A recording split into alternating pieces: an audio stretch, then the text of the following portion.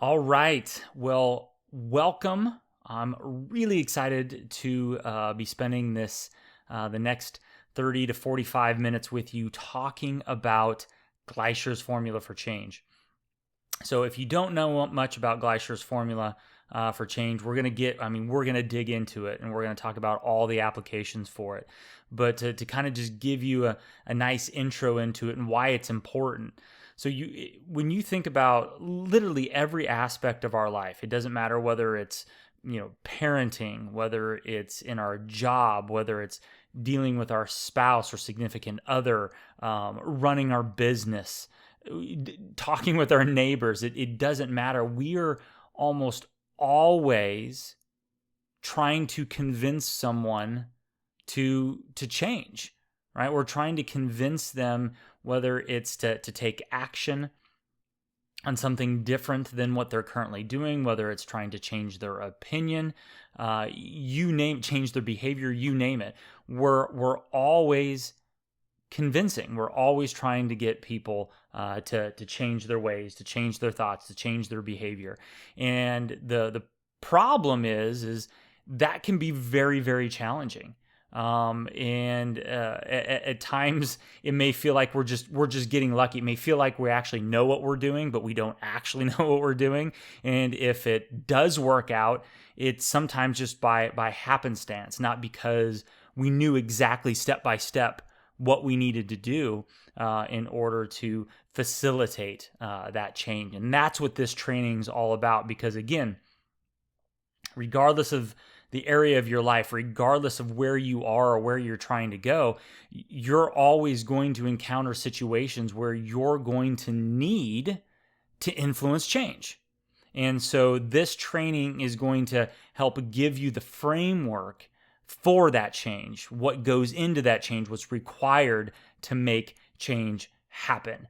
So let's jump into it. Like I said, I'm really excited to share all this with you today. So what we are going to be talking about is the 3 secrets to overcoming anyone's resistance to change, and what it takes for a person to embrace change, and what you can do to influence it.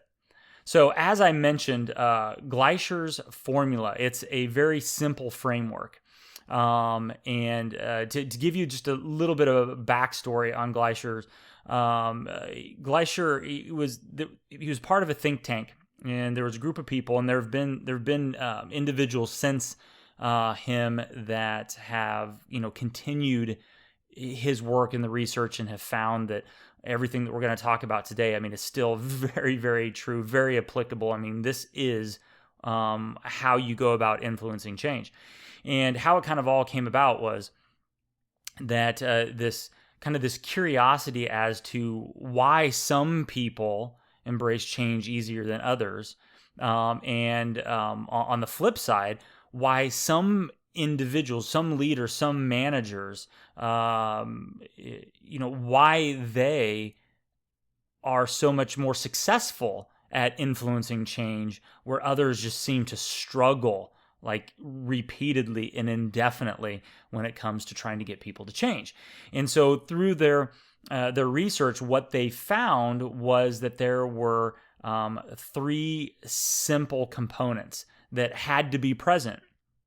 And if these elements were not present, the resistance to change was going to stay put, right? You could not overcome that resistance to change. So I want you to think back to when you were in elementary school, right? When you learned the concept of multiplication, right? And if you're looking at a multiplication equation, if any of the elements in that multiplication equation were 0, then the answer was 0, right? It didn't matter how many other elements weren't 0. If one of them was 0, A times B times C times D, right? If any one of those A, B, C, or D, if any of them were 0, the entire equation would zero out.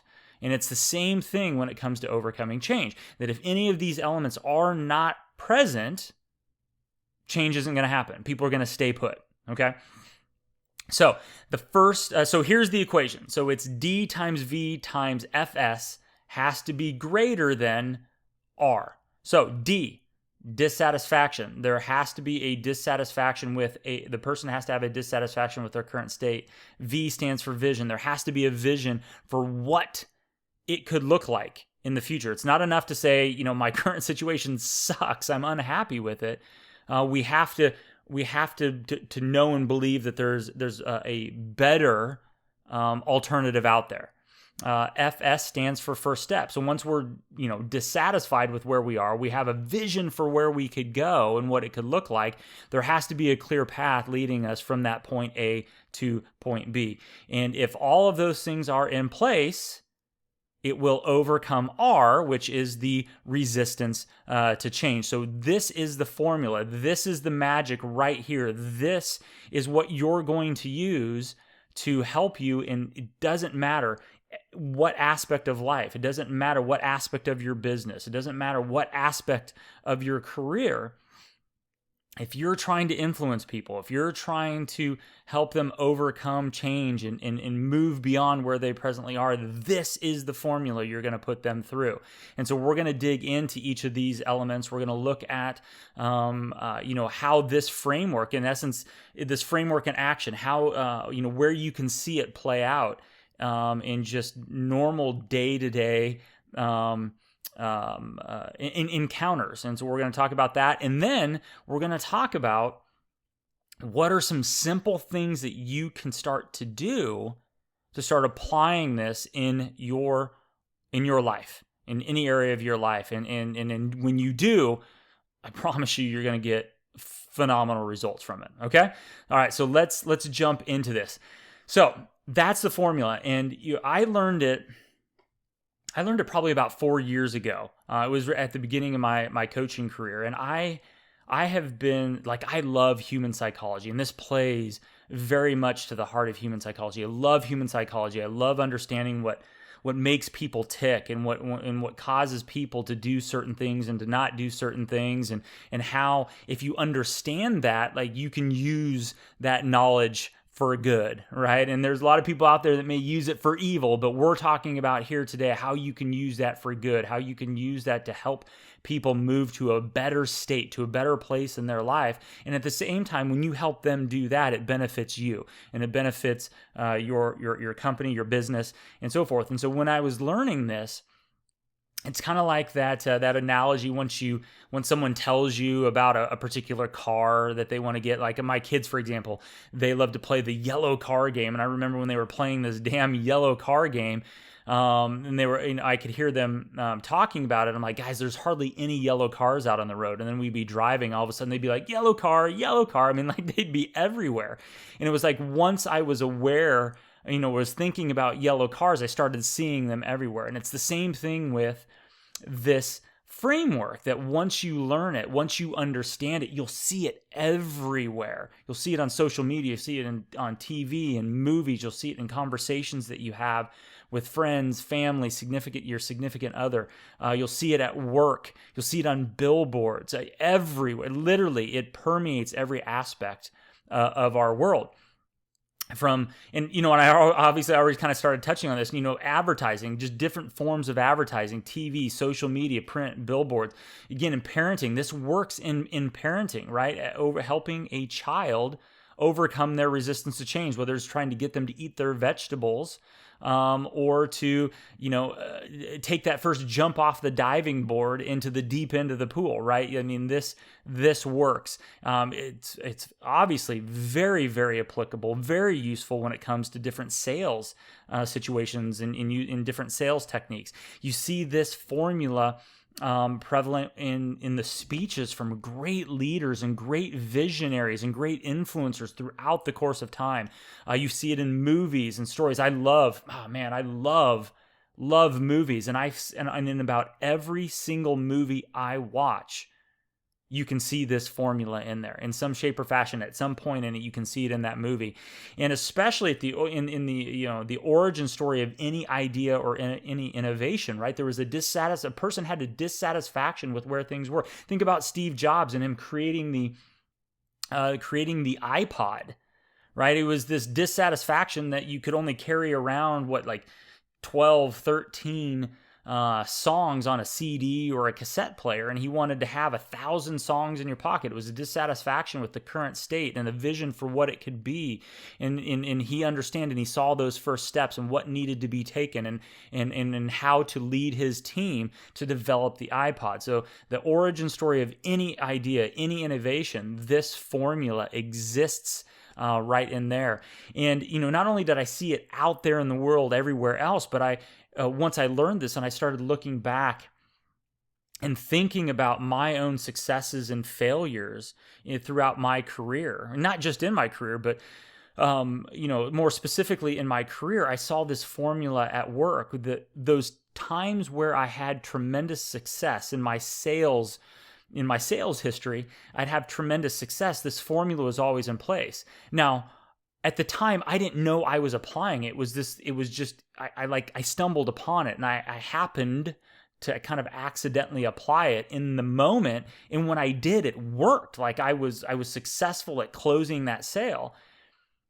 But then on the flip side, when I couldn't close that sale, when I felt like I was just kind of stepping on my own feet and I couldn't get anywhere, when I look back and I analyzed that, it was because I was trying to convince a person, I was trying to close the sale without using this formula. So again, I know I probably have beat the horse to death on this one, but it is absolutely everywhere. And I'm willing to bet that after we finish this training, you will start to see what I see, and you'll start to notice it everywhere in your world as well. So why is this important? Okay. Well, there are 3 main reasons why this is important. The first, human beings, I don't want to be mean, but we're inherently lazy. We really are lazy creatures. Our brain wants to expend as little energy as it possibly can. We're always looking for the path of least resistance. And there's something about, what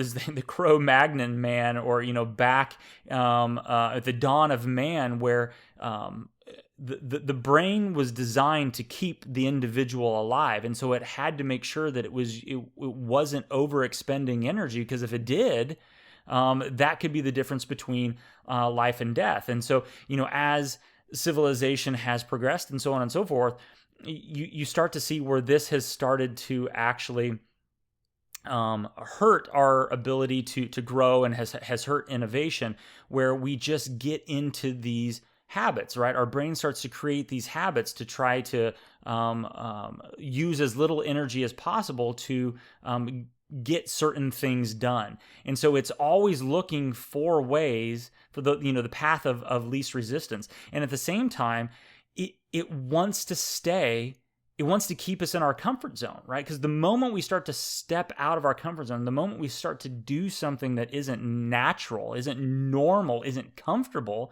it requires a lot more energy, and it's uncomfortable, and the brain's like, no, and it's like trying to pull us back into it, right? And change is what pulls us outside of our comfort zone.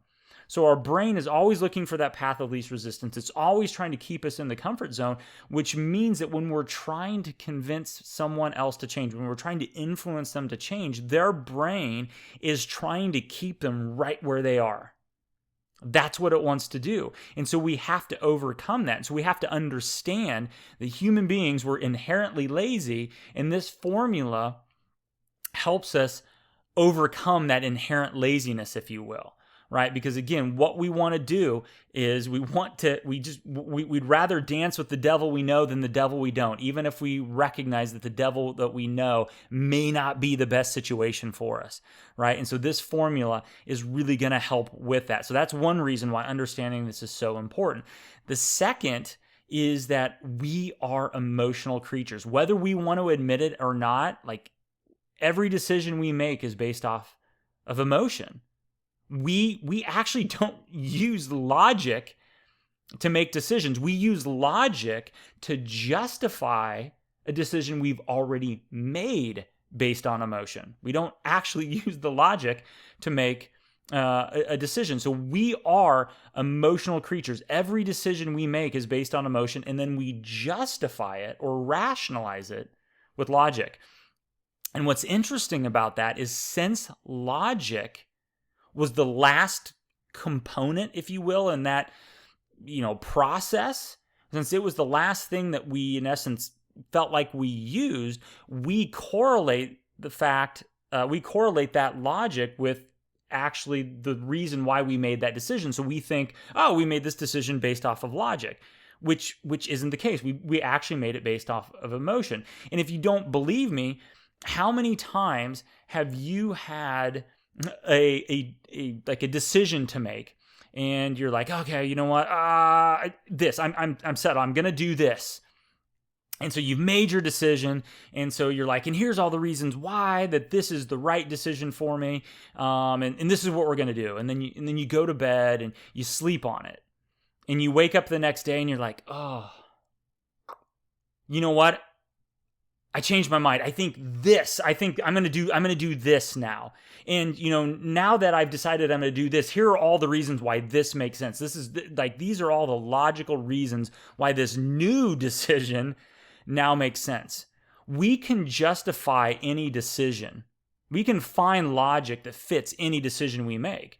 And what we're always doing is we're making this decision based off of emotion, and then we're trying to justify that with logic.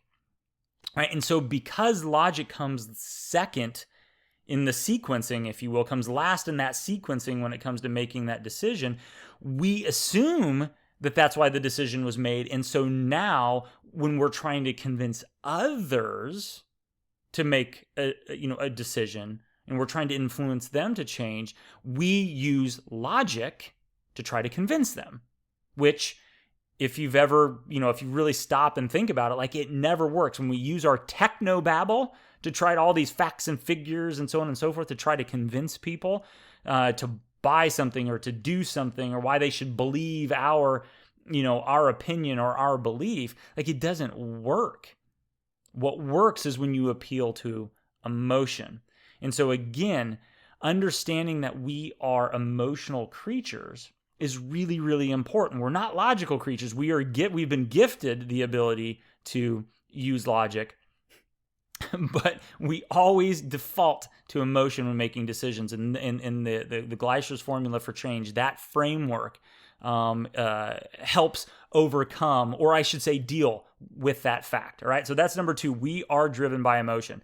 And then the third reason why understanding this formula is so important is it truly is the key to change. This isn't just something that's I think it works. This has been proven out that these steps, these components to the formula, this is what has to happen. So if you want to open the door, you have to have a key, right? If you want to open the door, if you want to unlock the door to change, you need the key, and this is the key. So when we properly understand how to appeal to emotion, we can use that formula to do it. When we understand how to properly appeal to emotion, we significantly increase our ability to influence change. So that's why it's important to understand this formula. And as you can probably tell, I love this stuff, super passionate about it. It's big. I totally believe in this, and it has worked for me repeatedly, and I know it worked for you. So let's get into the nitty gritty of it.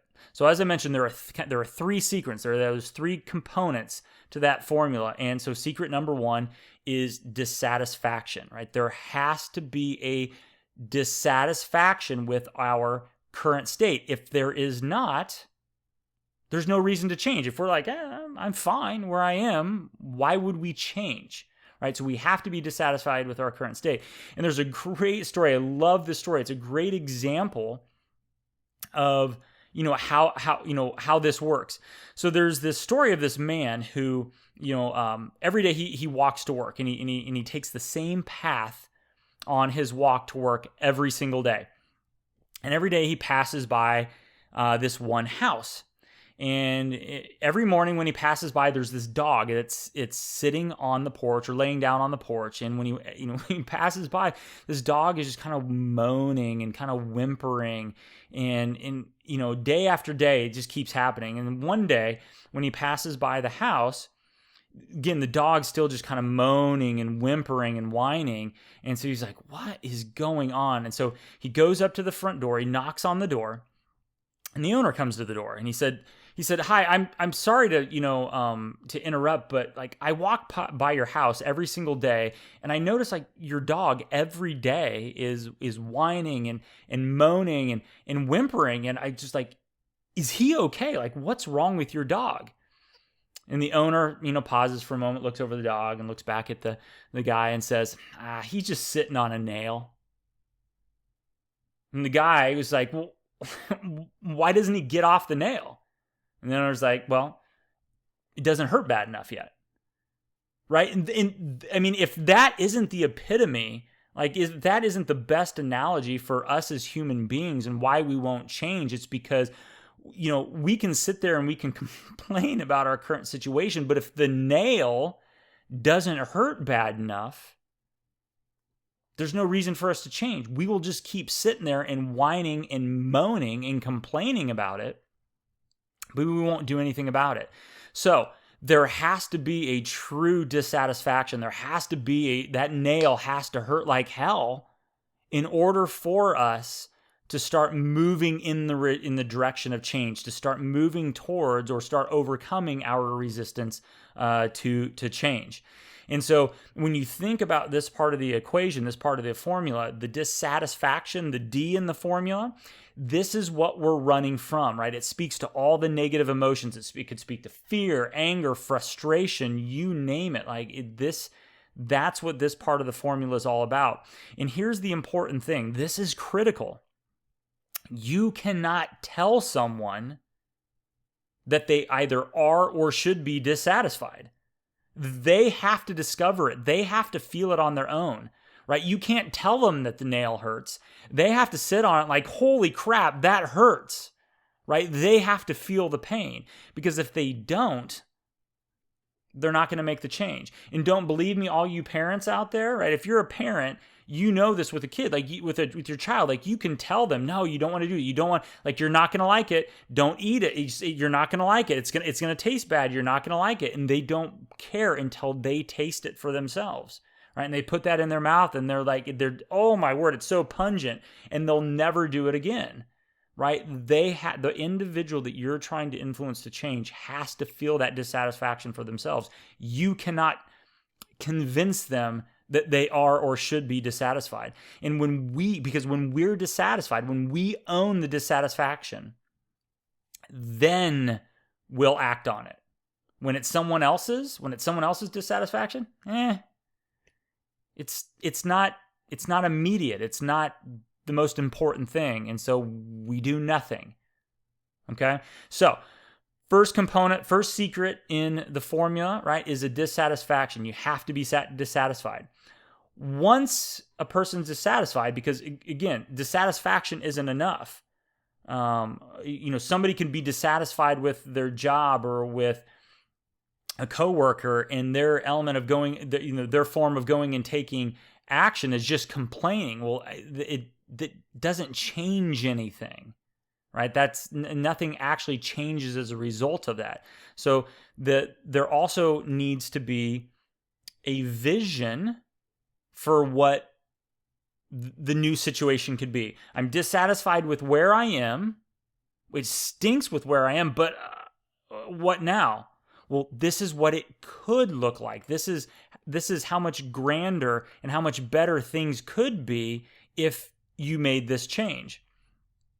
And as you can see, I mean, Martin Luther King, any great orator of their time, JFK, Martin Luther King, you name it, any great visionary throughout the course of history was phenomenal at doing this very thing, at painting the picture of what things could look like, not only tapping into the dissatisfaction and helping people feel the dissatisfaction for themselves, which Martin Luther King did brilliantly during the Civil Rights Movement. Right? He tapped into that dissatisfaction, not just in the African American community, but just across all races, tapping into that dissatisfaction, but also painting a picture, a vision of what it could look like. right? I have a dream that one day this nation will rise up and live out the true meaning of its creed, that we hold these truths to be self-evident, that all men are created equal. That was the vision. That's what it could be. That this nation, that everybody could come together and live out that meaning, that those words that were there at the outset of this country, right? And so he painted that picture of what things could be, and that drove people to change in all different sorts of ways, but it drove people to change. So there has to be a vision. So if dissatisfaction is what we're running from, the vision is what we're running towards. There has to be something that we're running from, but there also has to be something that we're running toward. And whatever it is that we're running toward, that speaks to and that plays to those positive emotions of hope, pride, excitement, right? Like Martin Luther King, you have to paint the picture when it comes to the vision. You can't just help someone feel dissatisfied with their current situation and hope that they'll see what it could look like. Like, you have to paint the picture for them. That's your responsibility, not theirs, right? And the clearer and grander, the better, right? Because if it's like you're here and, oh, I want you to move here, it's kind of like, it's not that big of a deal. But you're here and you're dissatisfied. But what if you could get here? What if we could cross this massive chasm and have this massive impact, and it could be massively different, right? That's what Martin Luther King was painting, that vision he was painting when he gave that speech. So the clearer and grander the vision, the better, the more likely it's going to influence that a person to overcome their resistance to change. So, and additionally, the last bullet point says here, the person that you're wanting to change, like, they need to believe that it's possible. If they don't believe it's possible, again, there's no reason to take action. There's no reason to do anything different than what they're already doing, because then it's just like, this is a pipe dream. What's the point? I'll just stay where I am. Okay? So, secret number 1 is there has to be a level of dissatisfaction. Secret number 2, there has to be a vision for what things could look like, what life could look like, what the situation could look like, what the opportunity could look like if the change was made. And then secret number 3, once you have those 2 things in place, you have to be able to lay out the steps. And more specifically, what are those first steps? What are those first initial things that the individual that you want to change, what is it that they need to do? Because without taking those first steps, without those first steps being clear, again, no action is taken. If no action is taken, change doesn't happen. A great story, for this is there was this terrible flood, all right, and as the flood waters started to rise, it forced this one man. So in his house, it forced this one man out of his house onto his roof. And this man had a tremendous amount of faith in God. So he's on his roof, and he has faith that he's going to be saved. And shortly after, this man in a canoe comes paddling by, and he's like, "Hey," he's like, "jump in the canoe." He's like, "I'll paddle us to safety." And the man on the roof says, "Thanks, but I have faith that God will save me." And so, the man's like, and leaves. And 2 more times this happens. Somebody comes in a boat and says, "Hey, jump in, I'll take you to safety." And the man's like, "Thanks, but I have faith that God will save me." And then a helicopter comes, and they're like, "Climb up the ladder, get in the helicopter, we'll take you to safety." And the man's like, "Thanks, but I have faith that God will save me." And eventually the floodwaters rose so high that the man ended up drowning and dying. And when the man got to the gates of heaven, man yelled out and he said, "God, why didn't you save me?"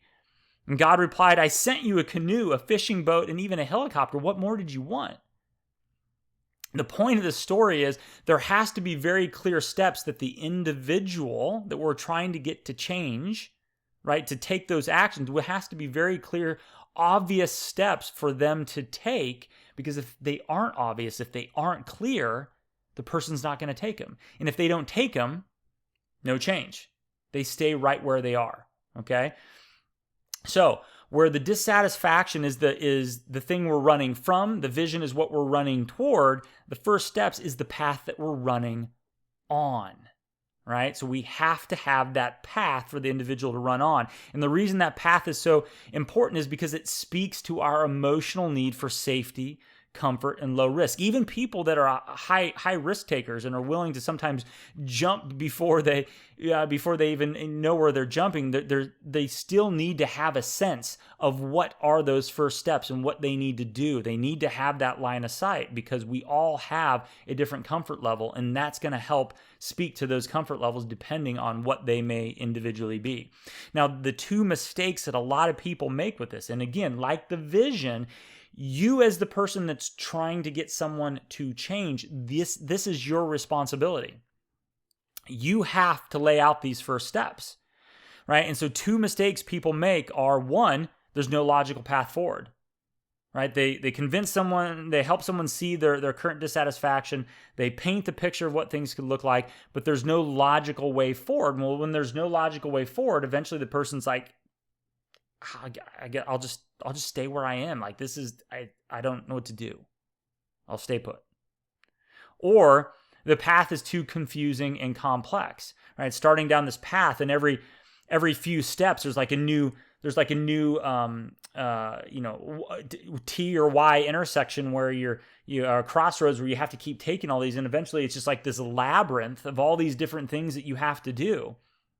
And again, in those situations, a confused mind is always going to say no. If it's not clear, if it's not logical, if it's not straightforward, again, remember, the human brain's inherently lazy. It wants to take the path of least resistance. And if we cannot lay out a clear and logical path, an easy path to walk them through, the brain's going to be like, never mind, too much, too confusing, I'm going to stay put.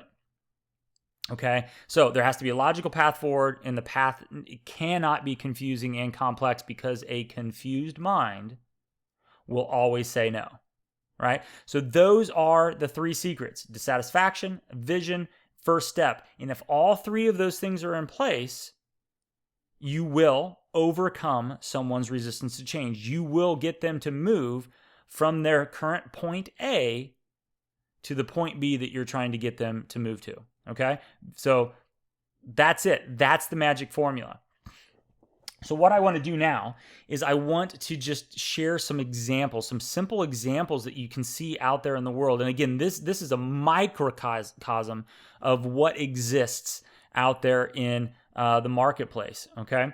So here is just a simple example of a flyer that was promoting voting, right? So Poor People's Campaign, poor, right? It's speaking to a dissatisfaction of, we are poor, right? We want to do something about it, right? And if we rise together, right? So we're dissatisfied with being poor, but we can rise together. Things can change, right? There's power if we rise together. So there's a vision of what it could be different. And vote speaks to the first step, right? So there's a dissatisfaction. There's a it's painting, although it's in just 3 words, a vision of what things could be. And there's a simple first step: go vote, right? So this is an example of the Gleicher's formula for change, for that framework in action. Here's another one. So this was an email that got sent to me by Yada Golden. So I know Yada. I've done some work with Yada, but before working with her, I got onto her email list. And so this was one of the emails that she sent to me. And you'll notice as you read through this, in the beginning, it speaks to just a dissatisfaction with, are you going to take the Memorial Day weekend off? If you're not, is it because you're bogged down in the weeds? You're so busy, right? So it's speaking to some of the pain points that a lot of small business owners, a lot of entrepreneurs have, and that they experience. I can't take time off, even on a holiday, because I'm so busy, right? And then it gets down into here where it talks about where you if done right, you can have the freedom to work in a business that you own and you love, and you have the freedom to step away when you want. And that's the choice that she wanted, and that they can help you do this, right? So you're dissatisfied with where you are. You're working even when you don't want to. You can't take time off, but it can be different. I'm living proof of it, and I can get you there, and it can be different. And then down at the bottom, it's a call to action, right? It's on Wednesday, May 26th. They're going to host, she and her better half, as she puts it, are going to host a live virtual workshop. They're going to take you step by step on how to do this very thing. So you got dissatisfaction, you got a vision for what it could be. And the first step is get on their virtual training. All right. Again, another example of this framework in action, in this case, in a marketing email. Michael Hyatt, he's a great personal development guru out there. This is an example of a Facebook ad that he comes across my feed quite frequently, and it's for one of his books, right? So are you tired of that cluttered schedule and dreading those meetings? I've looked far and wide to find a better way and found none. So I made my own book. So that lays out how you can make meetings work for your team, right? So it's meetings. Are you dreading those meetings and you have cluttered schedule? But don't worry. Like, you can make the meetings work. Instead of dreading them, you can actually make them work for you. All you have to do is, first step, get a copy of my book, right? So another example of the framework in action. Here is just a simple post that was on social media. So this is speaking to, talking about small businesses or entrepreneurs using Facebook ads to promote and sell their product, right? And so here, this gentleman, Alric, he's talking about, are you tired of giving all your money and pumping all your money into Facebook ads and making Mark Zuckerberg richer? Well, it doesn't have to be that way. There's a better way to do it, and we have a blueprint course on how you can do this. And you can, through YouTube ads and getting as much of the business as you want, and that using YouTube ads that they have case studies where businesses have exploded in a 6-month period of time and gotten so much business because of using their model. And then the first step is, you can see at the very bottom, ready to dive in, send me a message. First step, just send me a message. You want to learn more? Send me a message. All right. So again, just another example of this framework in action. I love this one. This was a billboard, an example, Tylenol, a billboard for Tylenol, their aspirin, right? So you have somebody who has a headache, right? Dissatisfaction, like like a wrecking ball in the middle of their head is what it feels like, right? And it's this dissatisfaction.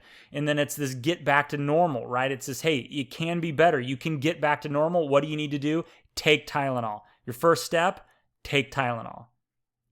Right? So again, just another example, another way that this framework, that in using it, can be shaped in all different ways, but how it can, in using it, it can influence change. It can influence action.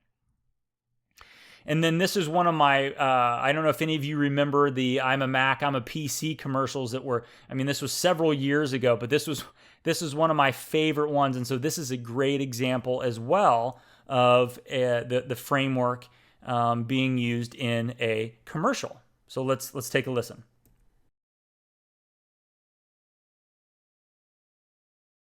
Hello, I'm a Mac. And I'm a PC.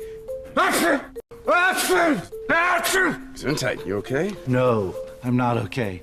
I have that virus that's going around. Oh, yeah. In fact, you better stay back. This one's a doozy. That's okay, I'll be fine. No, do not be a hero. Last year, there were 114,000 known viruses for PCs. PCs, not Macs.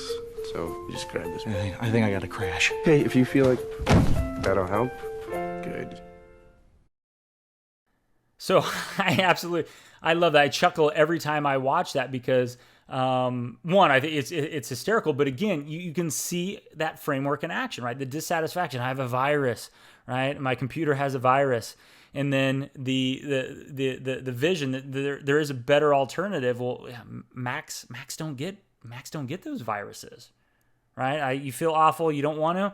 Your computer has a virus, and then the first step is get a Mac.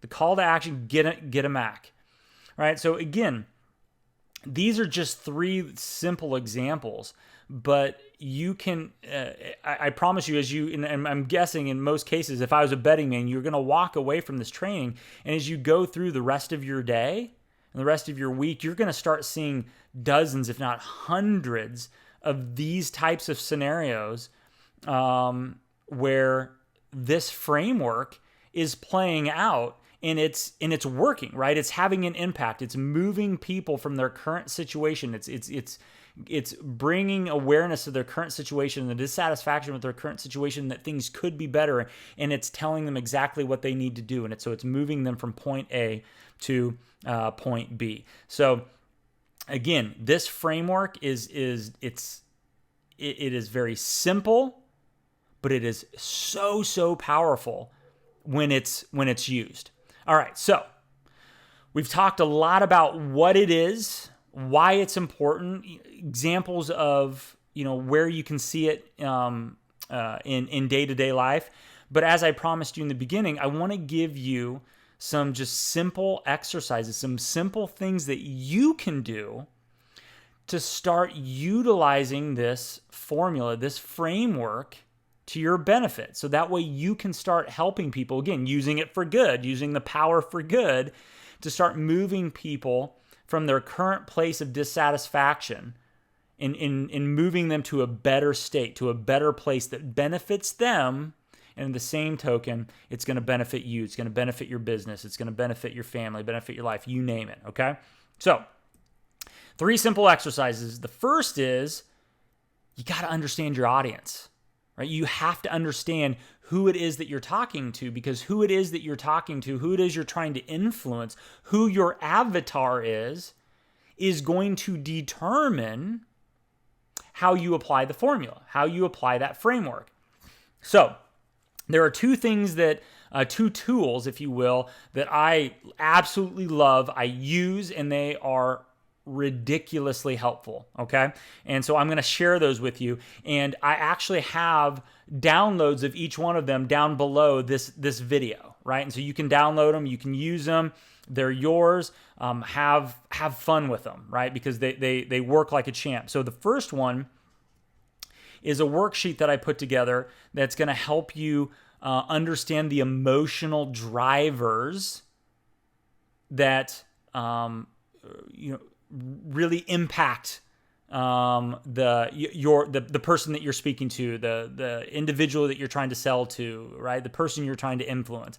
And so I call this my Understanding Your Audience worksheet. So at the top, you have your frustrations and fears, and you'll notice this speaks to the the dissatisfaction in the formula. So once you've identified who it is that you're trying to change, to convince to change, to overcome the resistance to change, what are their frustrations? What do they fear? Right? Spend some time jotting these things down. And then once you've done that, what are their wants and their aspirations? Again, this speaks to the V portion of the formula, right? What is it? If you know they're dissatisfied, they're frustrated with these certain aspects, what is it that they want? What are they aspiring to? What would change their world? What would make a big difference? What would bring excitement? What would bring joy? What would bring peace of mind? What would reduce stress and anxiety? What do they want? Okay? And so once you have these things down, now you know how to approach, how to speak to the person that you're trying to influence, whether that is an employee within your company that you're trying to move from here to here, whether that's on a sales pitch that you're going to go into, whether that's a conversation with a child or a spouse, whether that's putting together a Facebook ad campaign, right? In where you're trying to speak to your avatar, right? This will give you a better sense for how to approach that, so that way you can use Gleicher's formula to change at its fullest and maximize the results that you get from it. And so once and hopefully you should know, right? I know it's not on here, those first steps. You should know what those next steps are. But the hardest part is really identifying that dissatisfaction and that vision, and helping the person discover it for themselves, and to paint that picture, right? And so this worksheet will help you do that. And like I said, I have a copy of it down below that you can download. You can print it out and write on it. It's also an editable PDF. So whatever you prefer, typing, writing, it's set up for you to do just that. The other tool that you can use is something called DISC. Now, I don't know if many of you are familiar with DISC. DISC is for the lack of a better way, I'm going to call it like a personality assessment. There's tons of the different personality assessments and behavioral assessments and so on, and strengths assessments out there. Now, you can't obviously go around and give everybody that you're trying to influence to change, or to try to overcome the resistance to change. Like, you can't put everybody through a DISC profile so you can understand it before you go in and you try to influence them. But what you can do is understand the key behavioral profiles within DISC and some of the key characteristics within those, so that way you can say, okay, based on how this person is acting, or how they talk, or the speed at which they talk, or how much they talk with their hands, like Mike is here, right? Or if they're monotone, or they show a little or a lot of emotion, or if they're very analytical or not, based off of what you know about them, you can say, okay, based off of what I can tell, I think that they fit this profile. Well, once you understand what that profile is that they fit, you can have a better sense for some of the things that that they aspire to, what it is that they want, what motivates them, and at the same time, what frustrates them and causes fear or stress, right? So this is a great thing that you can use. Again, you don't have to put people through the assessment to do it. And so here is just a simple 1-page DISC profile explanation. And I wish I could say that I came up with it. I didn't. It came from a site, and I want to give them huge props, because in their site's fantastic. So you can go to it's discvalueprofiles.com. And so, like I said, I have this sheet down below that you can download, and it has this link, so you can go to the blog where they have this sheet, and so you can see it and you can read more about it, but then you can explore their website, and so you can dig into DISC as much as you want to, or as little as you want to. But this is something that they put together, and I think it's phenomenal. All right, so it speaks to what a D profile is, what an I profile, an S, and a C. And again, you can see what is a D's priorities? What are they motivated by? What are they afraid of? What are some different things that you'll notice when talking with them or interacting with them? And what are some of the limitations, that things that can get in their way, right? All of these things are going to paint just a clearer picture of of the person that you're trying to influence, like what makes them tick. And the more you can understand what makes them tick, the easier it is that you can help them discover the dissatisfaction for themselves, and you can paint a picture, a vision that speaks to what's important to them, right? One person's trash is another person's treasure, right? And another person's treasure is one person's treasure is another person's trash, right? So you have to understand those differences between the people and what motivates them, good and bad. And so both the DISC profile explanation worksheet and, or I should say, sheet here, and then the understanding your audience worksheet. Both of these things are going to are simple tools that are going to help you better understand your audience, and make it easier for you to use this framework. The second thing that you can do is get in the habit, start building the habit of encouraging self-discovery. Right? As I mentioned earlier, you can't go around telling people, well, you are dissatisfied with this, or you need to be dissatisfied with this, and you need to want this. Like, you need this to be like, when I'm painting this vision and what it can do, like, this is what you should want. That's not how it works. That's not going to influence anybody. It's actually just going to frustrate them. It's going to push them away, right? And so the best way to do it is to help them discover all of it on their own. Because when self-discovery forces us to own it, right? For self-discovery forces self-ownership, and self-ownership then leads to actually taking place. So if we can help the individual discover for themselves, we're so much more likely to get them to actually make the change, to take that action. So one of the ways to do it, simple thing, stop telling. Stop talking at people all the time. Okay? Stop trying to be the smartest person in the room. Stop trying to impress people with everything you know. Right? Sometimes you got to shut up and actually just start asking. Ask questions. Get them to tell you how they feel. Get them to tell you what they want. Get them to tell you what's getting in the way. And then help them discover that, whether, the irrational nature of what they're feeling, help them feel the excitement and discover the excitement on their own to move from where they are to that next level. Because again, if they discover that on themselves, they're more likely to take action. So stop talking and start asking. It makes a huge, huge difference. All right. So start practicing that, little by little. It's not going to happen overnight. It's a skill that is learned, right? And it takes practice. And then another thing is story selling, is the concept of story selling. If you are going to talk, if you are going to tell stories, right? The example when I told the story about the dog on the nail, the man in the rowboat, the man on his roof, right? Because of the flood, right? Use stories. People can relate to stories. They can see themselves in the story, right? They can see themselves struggle and relate to the person in the story that's struggling. They can relate to the person in the story that found the way, that found the answer, and got from point A to point B, got to the other side of that hurdle.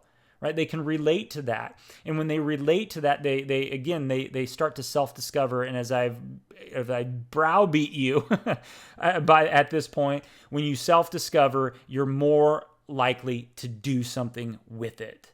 Okay? So stop telling, start asking, and start using the concept of story selling, telling stories, using analogies, because that makes a huge, huge difference and helps with the self-discovery process. And then the third thing is that old acronym KISS, right? Keep it simple, stupid. Remember, a confused mind always says no, right? So you have to keep things simple. If you want someone to move from here to here, even if there are 20, 30 steps to get them from here to here, make those steps, just tackle them one at a time and make them simple. The simpler things are, the more comfortable it feels. And remember, human beings, we're inherently lazy. If we start to feel uncomfortable, never mind. We run back to what was comfortable, even if it's a bad situation. So, whatever you do, stop trying to make things complex and simplify them. I mean, when you do, again, you will overcome a person's resistance to change much, much quicker, much, much easier. Okay? So those are the three simple exercises. They work. Any one of them by themselves is going to have a huge impact. In combination, forget about it, man. It's like throwing a match on lighter fluid, man. It's gonna explode. It's amazing.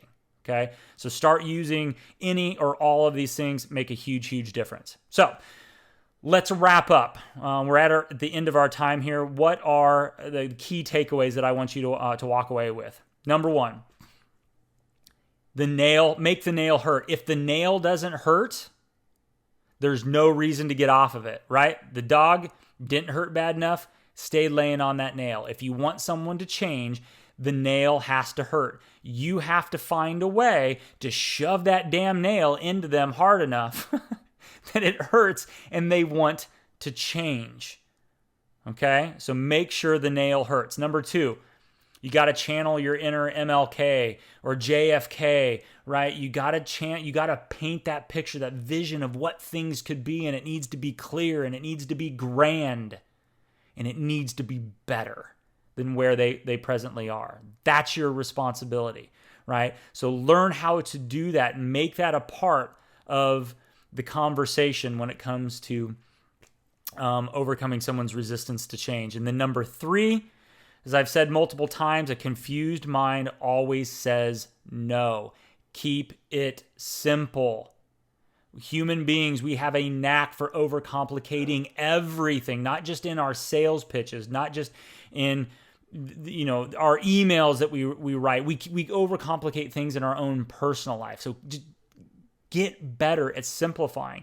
Once you have decided, I think this needs to be the process, I can tell you it probably can be simpler. How can you simplify it? Because when you simplify it, it makes it easier for a person to walk through it. And if it's easier to walk through it, it feels more comfortable. And if it's more comfortable, what do we know? The brain won't resist it, right? The brain will accept it because it doesn't feel scary. So make sure the nail hurts, channel your inner MLK, and keep it simple. Make sure that you always remember that a confused mind always says no. So, lastly, what are your next steps? So like I said, I love the Gleicher's Formula for Change framework. One of my favorite ones, so applicable. You're going to see it everywhere. You're going to love using it because it works. Okay, so I appreciate you spending the last 45 minutes or so with me. But what now? What do you do now? Well, 3 different things that I want you to do that if you haven't done, you need to start doing these. So 1, pick one of those exercises that I talked about. Just start with 1. Pick one of them and apply it to an area of your business. Just start practicing it. Start exercising that muscle. Start making it a habit, a routine, right? It's not going to just show up. You're going to have to practice. You're going to be bad at it in the beginning, but just pick one area and start using it. Start improving it, because when you do, it's going to make a big difference. Second thing is, if you haven't already done so, start watching some of the other framework trainings. I have 3 other ones out there. And phenomenal stuff in it that complement what we talked about here and complement the other training, the other framework trainings really, really well. So make sure you get on those, watch those, start applying the stuff that you learn in those as well. And then lastly, as it relates to the success blueprint, hopefully you've gone through that, you've started working through it, hopefully you got your workbook. And if you haven't already done so, schedule your VIP coaching call with me, one-on-one call. Let's sit down. We'll go through it and we can talk about anything that's within that success blueprint, or any of the things that you've learned within any of these other trainings, and how we can help you better apply them and get better results, from that. So again, if you haven't scheduled your VIP coaching call with me, make sure you do that. Over on the side panel, there's a link where you can make sure you get that scheduled, get on my calendar, and we can make some magic happen in your world. All right? So with that, I am going to turn you loose. Again, thank you so much for your time and your attention here. I hope this helps. I love this. I really hope that you love this. And I'm excited to hear your feedback and to hear all the success stories that you are bound to have from applying Gleicher's Formula for Change. So we'll talk to you soon.